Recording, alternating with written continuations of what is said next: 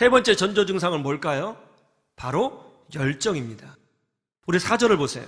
니고데모가 이르되 사람이 늙으면 어떻게 날 수 있사옵나이까?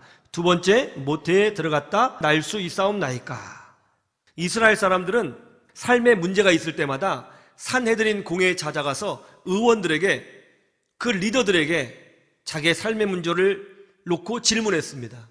성경을 읽다가 어려운 것이 있으면 그것을 가지고 산헤드린 공회 의원을 찾아가서 이 성경의 뜻이 무엇인지, 말씀의 뜻이 무엇인지 질문했습니다. 그러면 그 의원들은 그들의 삶의 문제를 해석해주고 해결해주고 답변해 주었습니다. 니고데모는 산헤드린 공회 의원이에요. 평생 질문만 받고 살았어요.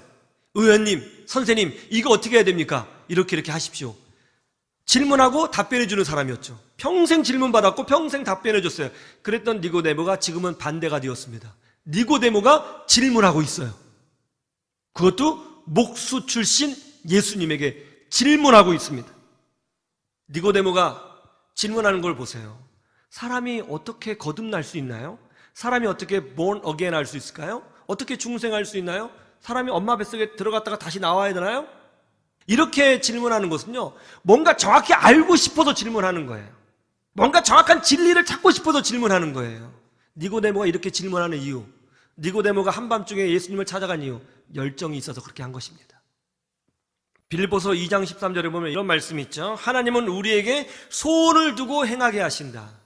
하나님은 우리 마음에 소원을 주시고 행하게 하신다. 즉 우리 마음에 무엇을 하고 싶은 마음, 열정을 주시고 그런 다음에 하나님께서 일하신다.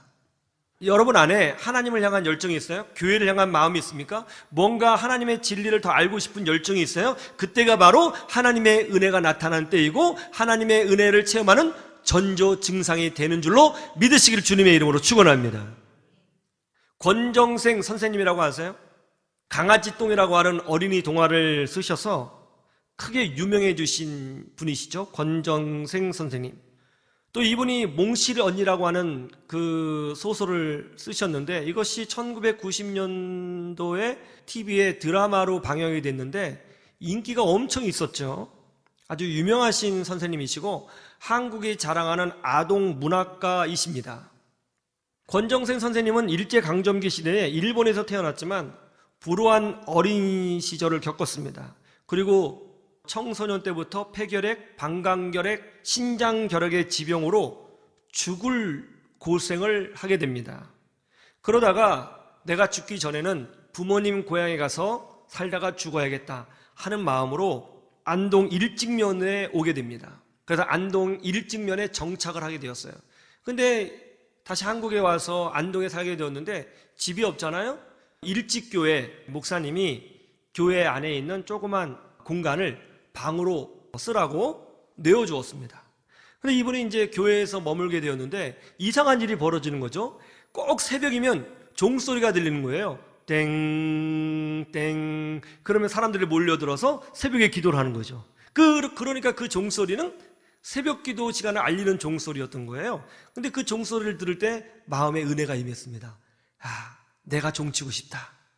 새벽마다 내가 종치고 싶다. 그래서 이분이 그때부터 교회 종지기 역할을 감당합니다. 새벽마다 일어나서 종을 치기 시작했어요. 그때가 1967년도입니다. 그렇게 새벽마다 종을 치고 기도를 했어요. 몸도 점점점 좋아졌습니다. 그러다가 1969년에 강아지똥이라고 하는 창작 동화를 썼는데 그 작품으로 기독교 교육 제1회 아동 문학상을 수상합니다. 종을 치면서 또 글을 썼습니다.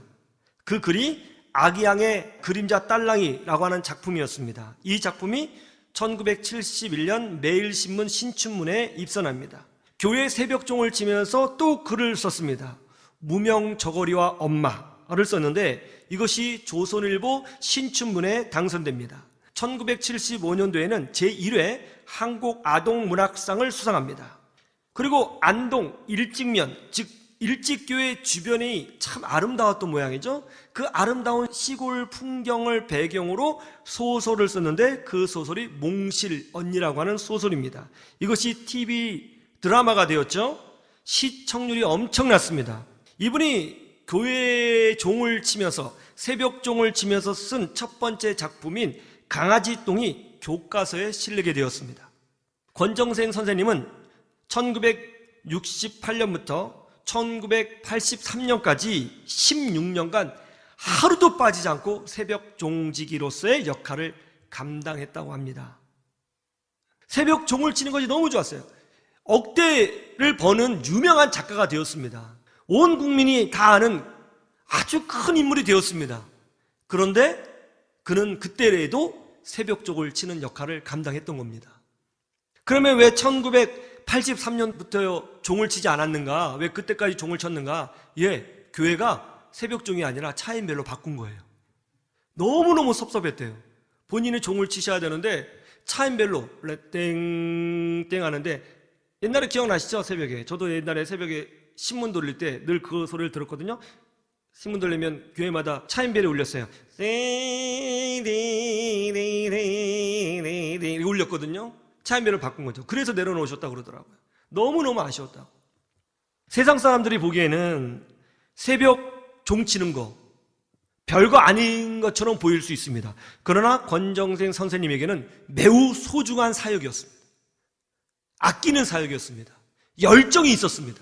종 치는 것에 열정이 있었어요. 그런데 그런 종을 치면서 작품을 쓰다 보니까 거기에 기적이 일어나기 시작하더라는 것입니다. 그 열정이 어린이 소설을 쓰는데 옮겨붙고, 그 열정이 하나님의 은혜를 노래하고, 그 열정이 기적을 만들어내고 변화를 만들어내고 삶의 어떤 하나님의 흔적이 나타나는 도화선이 되더라는 것입니다. 여러분 안에 하나님을 향한 열정이 있습니까? 교회를 향한 열정이 있습니까? 이것이 바로 은혜와 축복을 경험하기 전에 나타나는 영적인 전조 증상이라는 것을 여러분 아셔야 되는 것입니다. 오늘 니고데모가 예수님을 만났습니다. 여러분, 예수님을 만나는 것이 축복이고 그것이 기적의 시작입니다. 갈등이 있었기 때문에, 두려움이 있었기 때문에, 열정이 있었기 때문에 예수님을 만난 것입니다. 하나님은 우리에게 놀라운 은혜와 축복을 주시기 전에 이와 같은 갈등, 두려움, 열정이라고 하는 전조 증상을 우리에게 허락하시는 것입니다. 이런 전조 증상이 나올 때에 여러분 더 기도하셔야 됩니다. 더 하나님의 은혜를 찾으셔야 합니다. 더 하나님께 마음을 두셔야 됩니다. 더 하늘을 소망하셔야 됩니다.